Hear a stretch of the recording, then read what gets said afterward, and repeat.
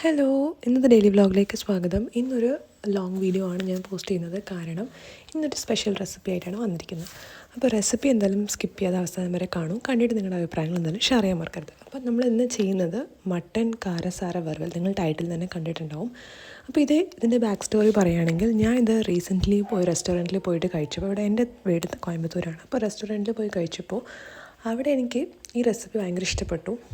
ഞാൻ വിചാരിച്ചു ഇതൊരു റെസിപ്പി ഓൾറെഡി യൂട്യൂബിലൊക്കെ ഉണ്ടാവും എന്ന് പറഞ്ഞിട്ട് വീട്ടിൽ വന്നിട്ട് അത് ട്രൈ ചെയ്ത് നോക്കിയപ്പോൾ യൂട്യൂബിൽ സെർച്ച് ചെയ്തപ്പോൾ അപ്പോഴാണ് എനിക്ക് മനസ്സിലായത് ആ കടയുടെ സ്പെഷ്യൽ റെസിപ്പിയാണെന്ന്. അപ്പോൾ ഞാനത് ട്രൈ ചെയ്ത് നോക്കാം. നമ്മൾ കഴിച്ച ഇൻഗ്രീഡിയൻറ്റിന് ടേസ്റ്റ് വെച്ചിട്ട് എന്താണെന്ന് നമുക്കൊന്ന് ഗസ് ചെയ്യാമെന്ന് പറഞ്ഞിട്ട് ഞാനത് ഉണ്ടാക്കാൻ വിചാരിച്ചു. അപ്പോൾ നമ്മൾ ആദ്യം തന്നെ മട്ടൺ വന്നിട്ട് ഒരു 1/4 കിലോ എടുത്തിട്ട് നമ്മൾ വേവിക്കാൻ വെക്കുകയാണ്. വേവിക്കുമ്പോൾ തന്നെ ഇഞ്ചി വെളുത്തുള്ളി പേസ്റ്റും കുറച്ച് മഞ്ഞൾപ്പൊടിയും ഉപ്പും ഒക്കെ ഇട്ടിട്ട് വെള്ളം ഒഴിച്ച് വേവിക്കാൻ വെക്കുന്നുണ്ട്. അതിന് സൈഡായിട്ട് നമ്മളിതിന് മെയിനായിട്ടുള്ള ഇൻഗ്രീഡിയൻറ്റ് റെഡിയാക്കാം. അപ്പോൾ ഇതിന് വേണ്ട മസാല ഞാൻ സ്വന്തമായിട്ട് എനിക്കൊരു ഐഡിയ വെച്ചിട്ട് ഉണ്ടാക്കുന്ന റെസിപ്പിയാണ്. അപ്പോൾ ഇതിലെന്തെങ്കിലും മിസ്റ്റേക്ക് ഉണ്ടെങ്കിൽ ഒന്ന് ക്ഷമിക്കണം കേട്ടോ. അപ്പോൾ അതായത് ഇതിൽ മല്ലിയാണ് മെയിൻ.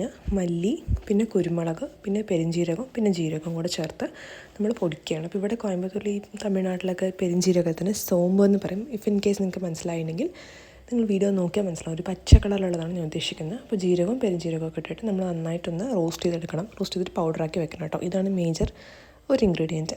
വേറൊരു മസാല നമ്മൾ ചേർക്കുന്നില്ല. പിന്നെ നമ്മൾ ചേർക്കുന്നത് ഒരു പേസ്റ്റാണ്. അതെന്താ വെച്ചാൽ ഈ ചുവന്ന മുളകും പിന്നെ വന്നിട്ട് കാശ്മീരി മുളകും കൂടെ നമ്മൾ സോക്ക് ചെയ്ത് വെച്ചിട്ട് കുറച്ച് നേരം വെള്ളത്തിൽ സോക്ക് ചെയ്തിട്ട് അതിനെ അരച്ച് പേസ്റ്റാക്കി എടുക്കുന്നു. സോ അതാണ് 2 മെയിൻ ഇൻഗ്രീഡിയൻറ്റോ. പിന്നെ നമ്മൾ എപ്പോഴും പോലെ ചെറിയ ഉള്ളി ഒന്ന് വഴറ്റണം. പിന്നെ പട്ട ഗ്രാമ്പൊക്കെ ഇട്ടിട്ട് ചെറിയ ഉള്ളി നല്ലോണം ഒന്ന് വഴറ്റിയെടുക്കുക. അപ്പോൾ ഒരുപാട് ബ്രൗൺ ആവണ്ട, ഒന്ന് ഒരു മീഡിയം ട്രാൻസ്പെറൻറ്റ് സ്റ്റേജിലെത്തുമ്പോൾ തന്നെ നമുക്ക് മറ്റേ ഇഞ്ചി വെളുത്തുള്ളി പേസ്റ്റും കൂടെ ചേർക്കാം കേട്ടോ. അപ്പോൾ അതും കൂടെ ഒന്ന് നല്ലോണം അതിൻ്റെ പച്ചമണമൊക്കെ ഒന്ന് മാറുന്നവരെ നല്ലോണം വന്നിട്ട് ഒന്ന് വഴറ്റിയെടുത്ത പിന്നെ നമുക്ക് തക്കാളി ചേർക്കാം. തക്കാളി അതിൽ ചേർത്തിക്കുന്നത് 2 തക്കാളിയാണ്. അപ്പോൾ ഉള്ളി വന്നിട്ട് ഒരു ബൗളിനനുസരിച്ച് ചെറിയ ഉള്ളി എടുത്തിട്ടുണ്ടായിരുന്നു കേട്ടോ. അപ്പോൾ നല്ലോണം ഇതെല്ലാം ഒന്ന് വഴൻ്റെ ഒരു പേസ്റ്റ് പോലെ ആവട്ടെ. അപ്പോൾ നമുക്ക് ഗ്രേവി വന്നിട്ട് അധികം വാട്ടറി കൺസിസ്റ്റൻസി അല്ല, അതൊരു റോസ്റ്റ് പോലെ, നമുക്ക് ചിക്കൻ റോസ്റ്റ് അല്ലെങ്കിൽ തമിഴ്നാട്ടിലൊക്കെ ചിക്കൻ ചുക്ക എന്നൊക്കെ പറയുന്ന ഒരു കൺസിസ്റ്റൻസിലാണ് നമുക്കിത് വേണ്ടത്. അതുകൊണ്ട് നമ്മൾ നല്ലോണം ഒന്ന് തക്കാളി വഴൻ്റെ പേസ്റ്റ് ആവുന്നവരെ വെയിറ്റ് ചെയ്യാം.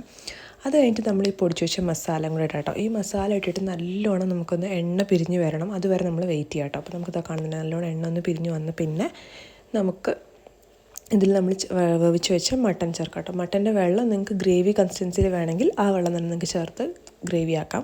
ഞാൻ അധികം ചേർക്കുന്നില്ല കേട്ടോ.